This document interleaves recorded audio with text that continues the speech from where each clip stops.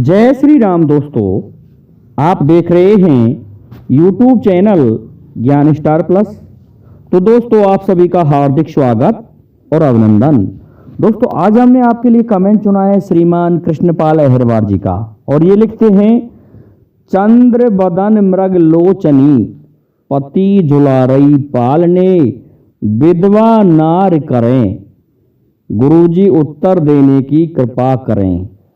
देखिए दोस्तों, मैं इनके इस कमेंट का उत्तर खोजता हूं।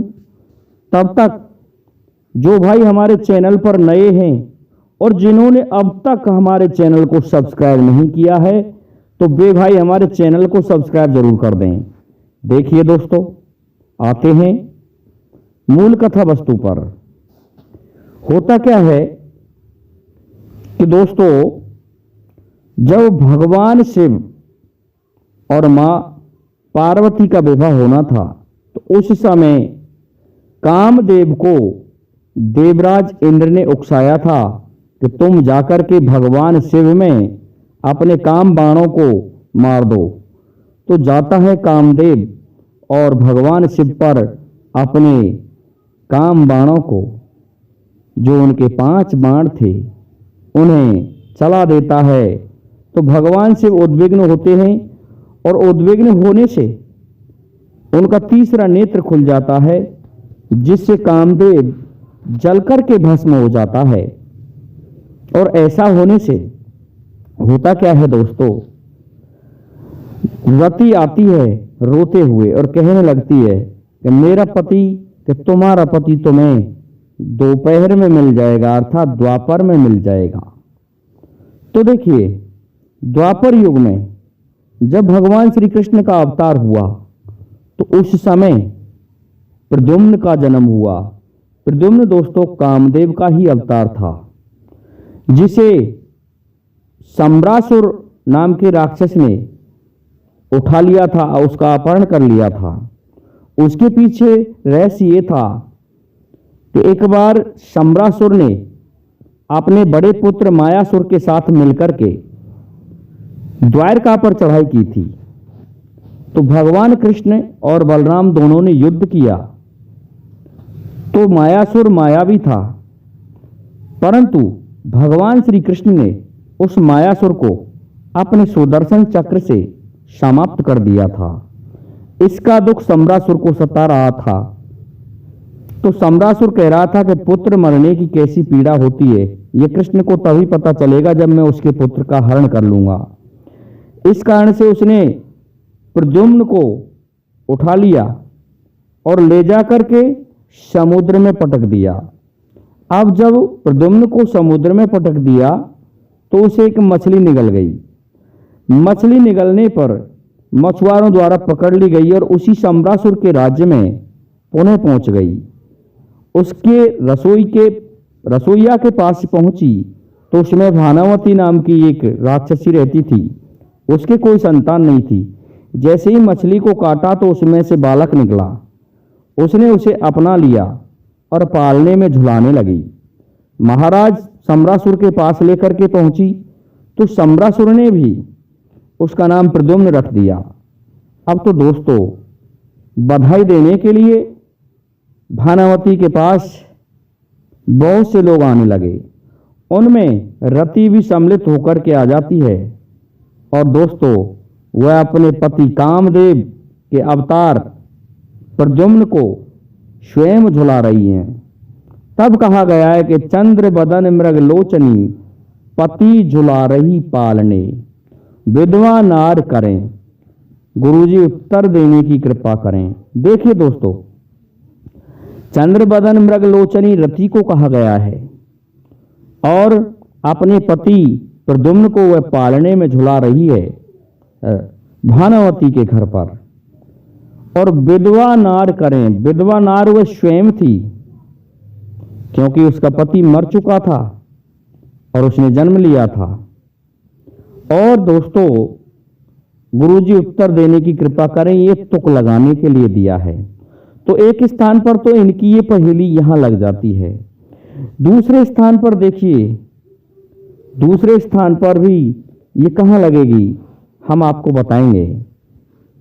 जब नवलदे और राजा परीक्षित का विवाह हो गया था और ये सर्पों के भय के कारण इन्होंने जल महल बनाया था, उस जल महल में भी प्रवेश कर जाते हैं तक्षक जैसे नाग और फूलों में बैठ करके अपने उस जीजा को अर्थात उस परीक्षक को डस लेता है तक्षक।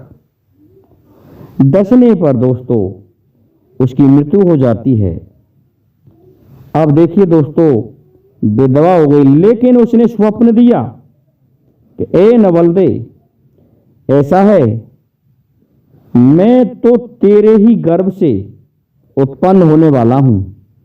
मैं स्वयं परीक्षित जन्मेजय के रूप में तेरे गर्भ से उत्पन्न हो रहा हूं, इसलिए ऐसा है तू चिंता ना कर और मैं बड़ा होकर के इन नागों से बदला ले लूंगा। दोस्तों, कहने को तो बाप का अंश था, जन्मेजय पुत्र हुआ, लेकिन उसके स्वप्न के अनुसार उसने ये कहा था कि मैं स्वयं ही अर्थात मेरी आत्मा आ रही है स्वयं तेरे गर्भ में और मैं ही जन्म लूंगा, ऐसा महाभारत में बताया गया है। तो हुआ ऐसा ही, नवलदे के गर्भ से स्वयं परीक्षित ने उत्पन्न होकर के जन्मेजय नाम प्राप्त किया था। और जब वह उत्पन्न हो गया और बड़ा हो गया तो नवलदे ने सारी कथा जन्मेजय को सुना दी और जन्मेजय को स्वयं याद थी। और होता क्या है, उसने नागों के दमन के लिए नाग यज्ञ करवाया और उस नाग यज्ञ में बहुत से सर्पों को ला करके होम दिया गया था, जिससे चारों तरफ ऐसा वातावरण बन गया जिससे बदबू ही बदबू आ रही थी उस नाग यज्ञ से, क्योंकि नागों ने जो जुल्म किया था उसका बदला जन्मेजय ने लिया था। अब जब वह पैदा हुआ था तो पति झुला रही पालने, उस जगह पालने में अपने पुत्र के रूप में जो पैदा हुए थे परीक्षित, उसे झुला रही थी। विधवा नार करें, विधवा नार कौन थी दोस्तों? नवलदे। गुरुजी उत्तर देने की कृपा करें। कुछ एक लोग ये कहेंगे कि ये बकवास है, लेकिन ऐसा नहीं है। इसको हम ऐसे भी मान सकते हैं कि वह स्वयं उत्पन्न होकर के ही आया था नवलदे के गर्भ से, इसलिए वह पुत्र हुआ, पति नहीं हुआ। परंतु वो एक प्रेम प्रसंग की बात करें तो नवलदे और परीक्षित पर ये हम लगा सकते हैं कि अपने पति को पालने में नवलदे झुलाया करती थी, क्योंकि उनका जो प्रेम प्रसंग था वह बड़ा बहुत जटिल था और प्रत्येक दिन नवलदे अपने पति को पालने में झुला करके ही सुलाया करती थी। और जब विधवा नार करें, ये उस तक्षक के लिए कहा गया है कि विधवा नारी करने के लिए वह स्वयं तक्षक आया था अपनी बहन को विधवा करने के लिए, और उसने वैसा ही किया, अपनी बहन को अंत में विधवा ही कर दिया था। तो इस तरह से भी हम यहाँ लगा सकते हैं, जबकि सत्यता तो ये है केवल ये कामदेव और रति पर ही लगती है, जिसके अवतार थे प्रद्युम्न। तो दोस्तों आज के लिए इतना ही काफी है। जय हिंद, जय भारत, जय जय श्री